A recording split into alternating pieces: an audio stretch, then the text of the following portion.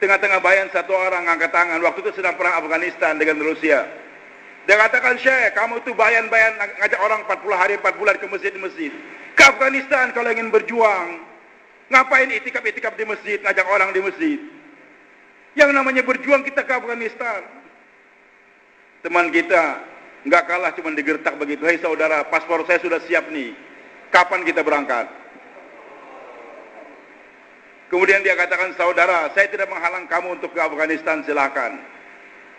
Tapi kamu jangan lupa, teman-teman kita dari Afghanistan yang dulu berjuang melawan Rusia, kelihatan mayat mereka harum, semerbak, yang ikhlas. Mayatnya orang Rusia berbau busuk.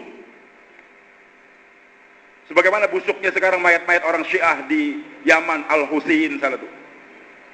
Mati berbau busuk, bumi nggak terima mereka, begitulah baunya bangkai yang ada tentara Rusia sana tersebut. Hadirin subhanahu wa ta'ala.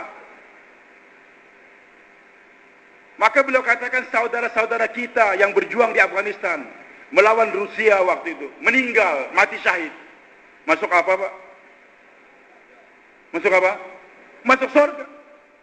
Setiap orang yang mati memperjuangkan agama karena Allah subhanahu wa ta'ala, meninggal dalam matinya mati syahid, masuk surga.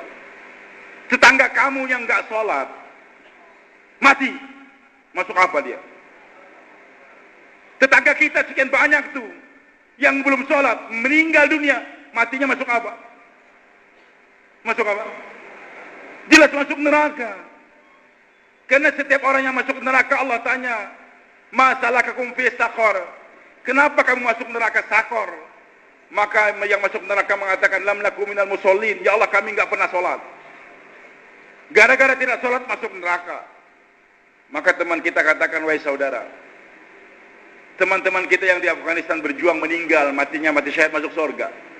Sementara tetangga kita yang enggak sholat matinya masuk neraka. Yang kamu ingin selamatkan itu siapa? Ingin menyelamatkan orang yang ingin masuk surga atau menyelamatkan orang yang mau masuk neraka? Kita kadang-kadang nggak sadar, Pak. Merasa lebih penting kita berangkat untuk berperang sana, sementara 2,5 jam nggak ada tiap hari. Nggak merasa penting untuk mengunjungi saudara saya yang belum sholat. Pernah mereka berbuat baik, mengantarkan anak kita ke sekolah Islam, tukang ojek. Sering kadang-kadang atap rumah kita bocor, dia ikut memperbaiki juga.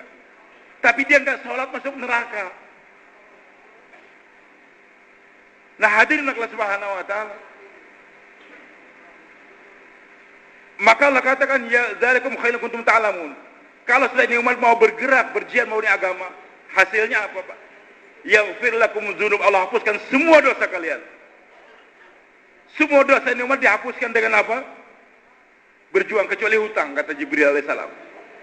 Selama masih ada hutang, nggak bisa masuk surga. Kadang-kadang kita lupa.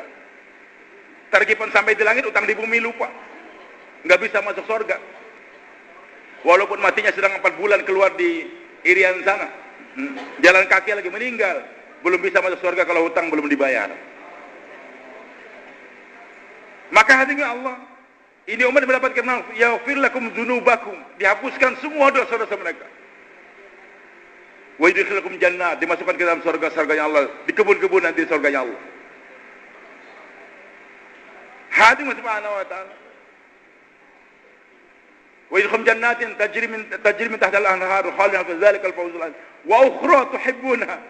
Kalau ini umat terus berjihad berdakwahkan agama, nanti ada bonus lain lagi. Tuhibbuna, yang kalian sukai. Wa ukhra tuhibbuna. Nasrun minallah wa fathun qarib. Akan datang nusrah dari Allah Subhanahu wa taala. Orang akan masuk Islam berbondong-bondong nantinya, Pak. Dan kemenangan yang besar. Nanti negara-negara akan terbuka dengan ini kerja dakwah. Negara nggak terbuka dengan bom, Pak. Negara nggak terbuka dengan cuma nuklir atau sebagainya. Hanya dibukakan dengan kerja apa? Dengan dakwah. Mana ada negara terbuka menerima Islam dengan perang? Semua dengan kerja dakwah, hadirin subhanahu wa ta'ala. Dan ini umat perang mereka nggak akan mendapatkan nusratullah kalau belum berdakwah. Maka Abdullah bin Abbas katakan, ma qatala Rasulullah qauman hatta da'ahu. Nabi nggak pernah memerangi suatu kaum sebelum berdakwah. Kalau kita berperang tanpa dakwah itu sama dengan sholat tanpa wudhu. Kadang-kadang orang aneh. Syekh, kenapa ke masjid? Kenapa ngajak-ngajak orang? Kita angkat senjata itu namanya perjuangan.